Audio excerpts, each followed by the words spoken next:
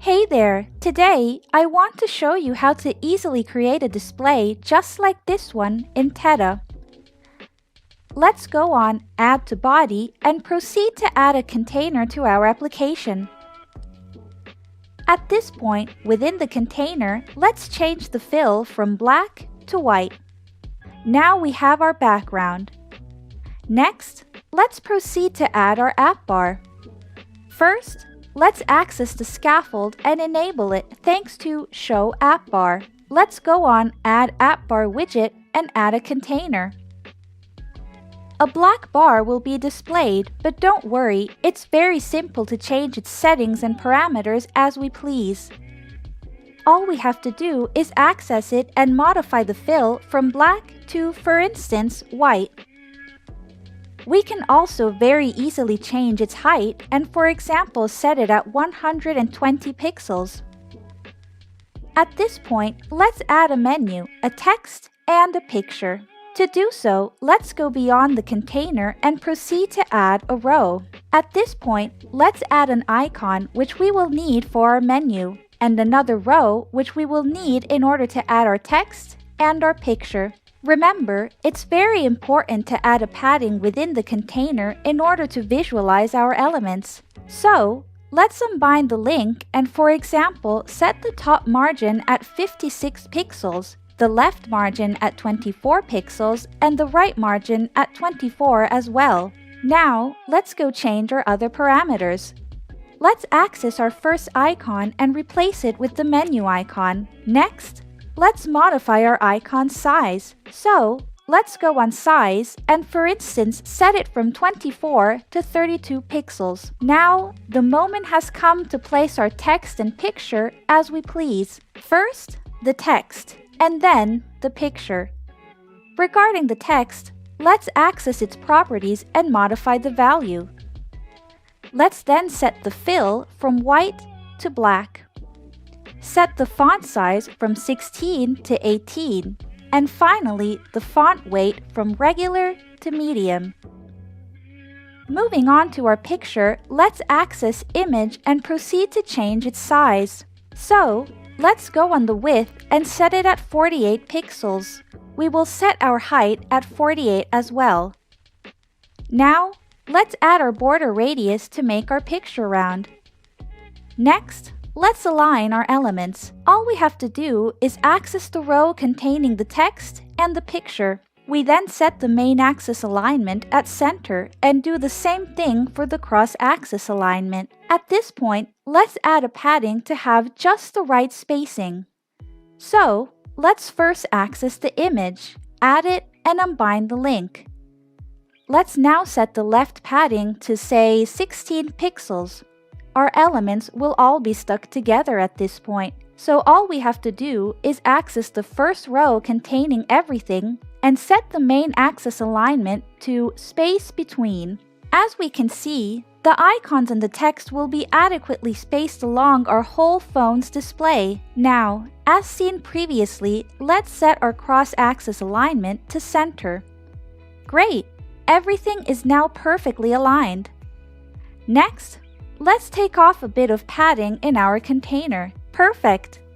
Now, let's move on with the rest of our application. So, let's go beyond the container and add a column so to contain all of our body's elements. Let's then access its parameters and set the main axis alignment at Start and the cross-axis alignment at Stretch.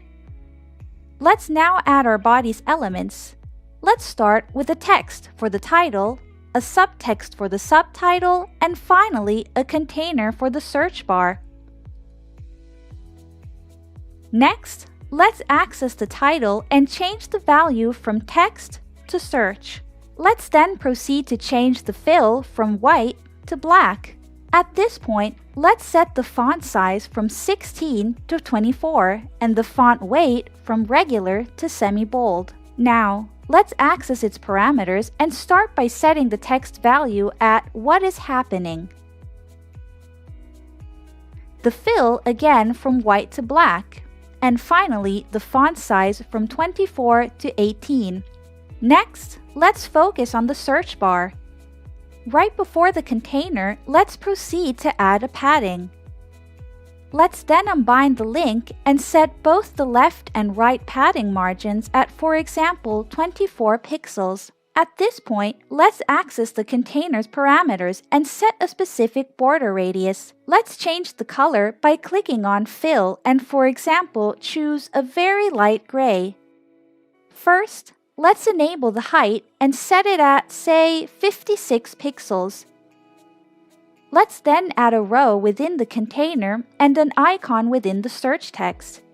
So, let's place an icon for the search bar and a text to insert the search text. Let's now access our icon's parameters and go on Icon. Let's scroll down until we find our Font Awesome icon of choice and confirm. Let's now change the text and start by modifying the color. More specifically, let's choose a very light shade of gray. At this point, let's add a padding to have enough space. Let's then unbind the link and, for instance, set the left padding at 16. Next, let's access our text and change our value to search. Let's now go on the row and, as usual, set the cross-axis alignment to center. Let's proceed to add a padding right before the row and after the container.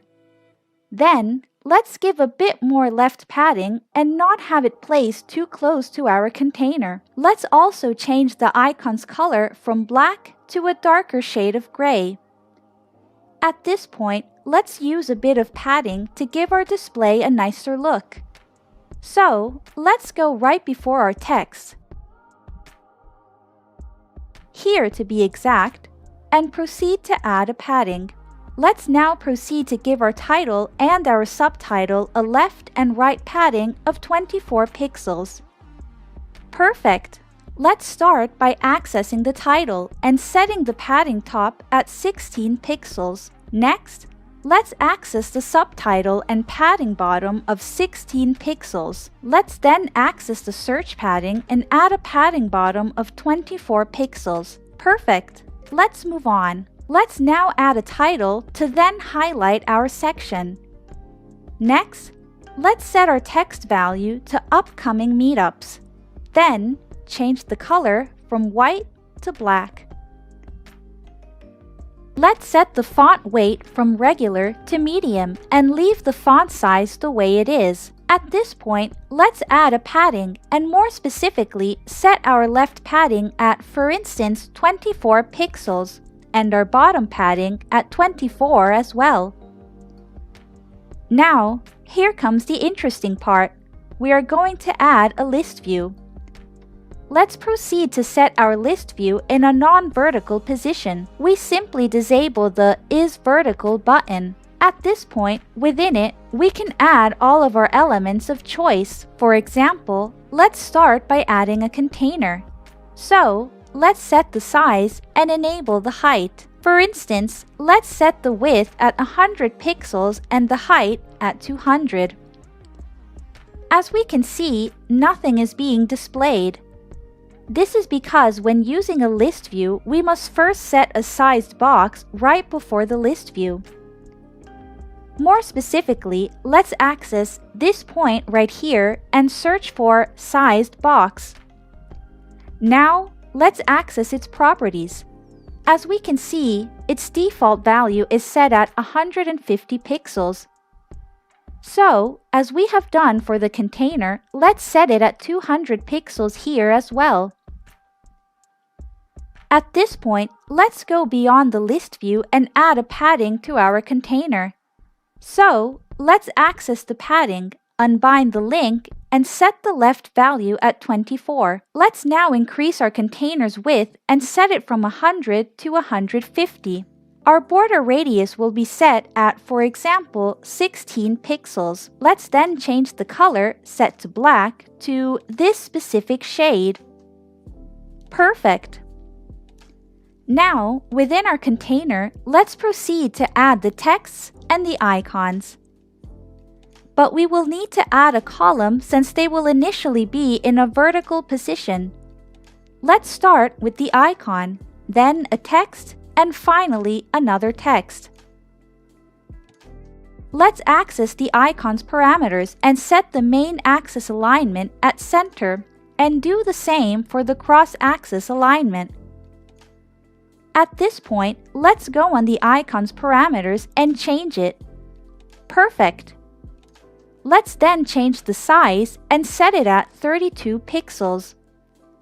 Next, let's set the fill from black to white and move on with our texts. Let's access the first one and set the value to 23 meetups. Now, let's access the second text and set the value to webhook. At this point, let's set the font size at 22 and the font weight at medium. Perfect! As usual, let's set our padding adequately to give a nicer look to our design. So, let's access the icon, click on padding, and move on. Let's access the padding bottom and set it at 16 pixels. At this point, let's add the rest of our elements to our list view.